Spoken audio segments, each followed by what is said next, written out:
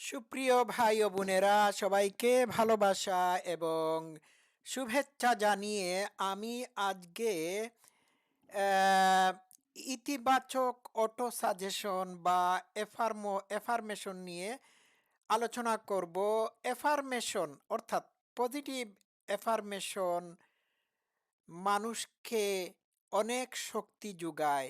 Specially মানুষ যখন anxiety feel করে থাকে, এই অ্যাংজাইটি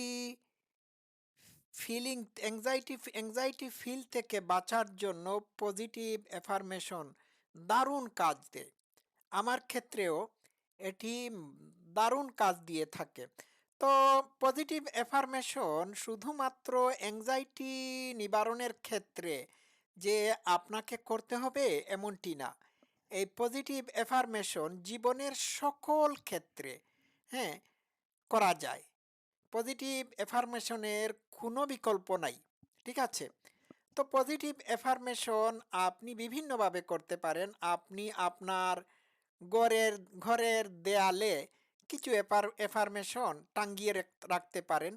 হ্যাঁ, এগুলো বারবার আপনি পড়তে পারেন, ডায়েরিতে লিখে রাখতে পারেন, অথবা এই এফার্মেশনগুলোর উপর ধ্যান করতে পারেন। তো আমি কয়েকটি এফার্মেশন আপনাদের সামনে তুলে ধরবো। আমি ইংলিশগুলো আমি একটা একটা করে পড়ে শোনাবো এফার্মেশনগুলোর। তারপর আমি এগুলোর ব্যাখ্যা বিশ্লেষণ করব। আমি এগুলো আপনাদের সুবিধার্থে বেছে নিয়েছি। আর এই 10টি এফার্মেশন দুশ্চিন্তা বা অ্যাংজাইটি দূরীকরণের জন্য খুবই সহায়ক। যেমন প্রথম এফার্মেশন যেটি, সেটি হলো I am safe and in control. আমি নিরাপদ এবং আমার সব কিছু আমার নিয়ন্ত্রণে রয়েছে। বুঝতে পারলেন? এইটা আপনি কয়েকবার দিনের বেলা আপনি জুড়ে জুড়ে পড়বেন, মনে মনে মনে মনে এটিকে বলবেন, অথবা এটির উপর আপনি কল্পনা বা ধ্যান করবেন। I am safe and in control. বুঝতে পারছেন?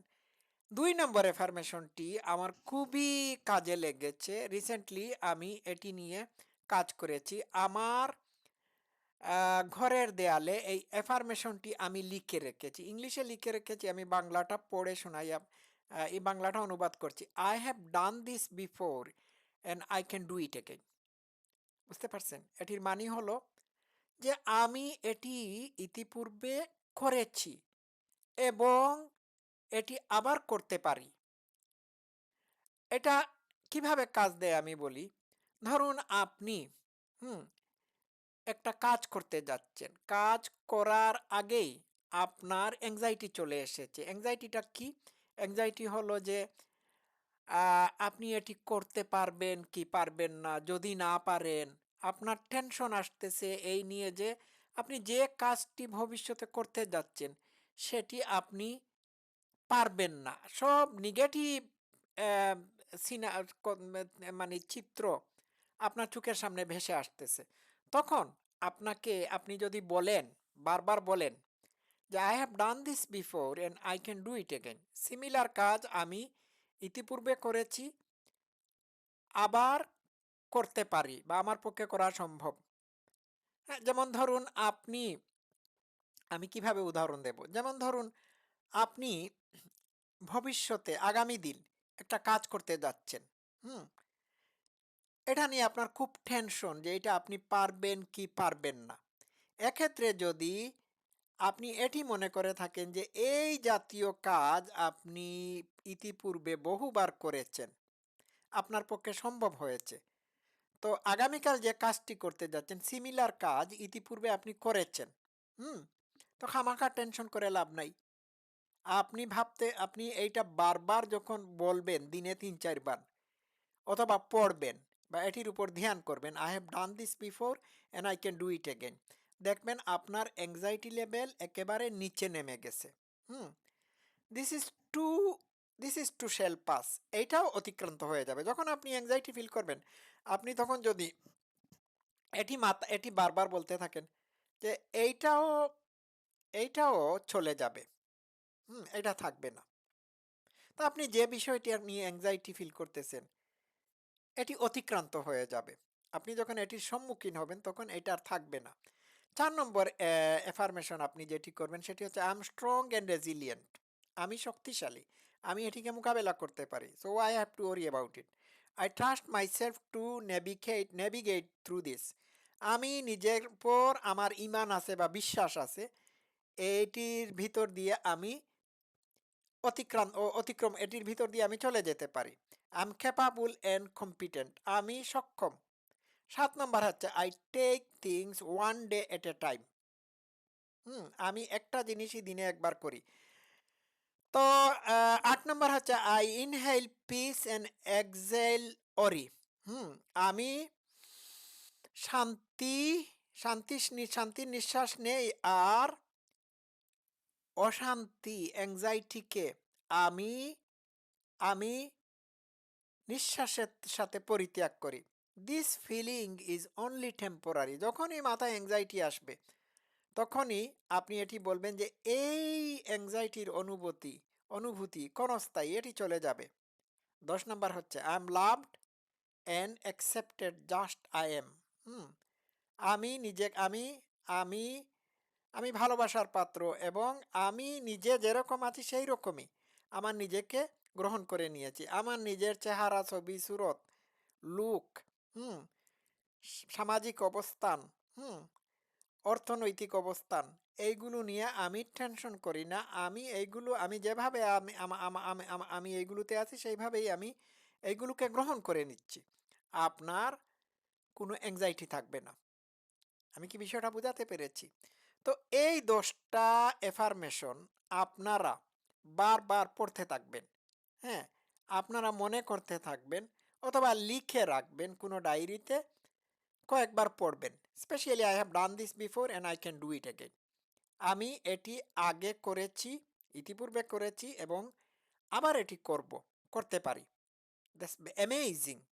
হুম আরেকটি জিনিস, অ্যাংজাইটিকে মোকাবেলার আরেকটি মোক্ষম মাধ্যম হচ্ছে আপনি যখন ঘুম থেকে উঠবেন, উঠার পরে আপনি আপনি এই ব্যাপারে সিদ্ধান্ত নিবেন যে আজকের দিনে হুম আপনি সকল প্রকার বিপত্তি, সকল প্রকার দুর্ঘটনা, সকল প্রকার সিচুয়েশনকে কারেজ বা সাহসিকতার সহিত মোকাবেলা করবেন।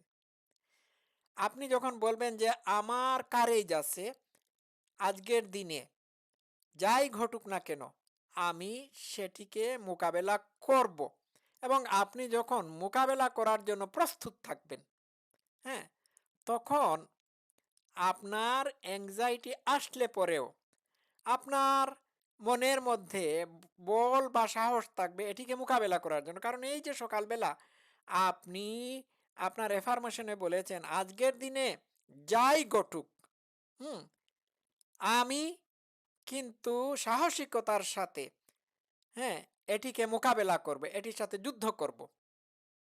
এক্ষেত্রে আপনি জীবন যুদ্ধে একজন সৈনিক হতে হবে।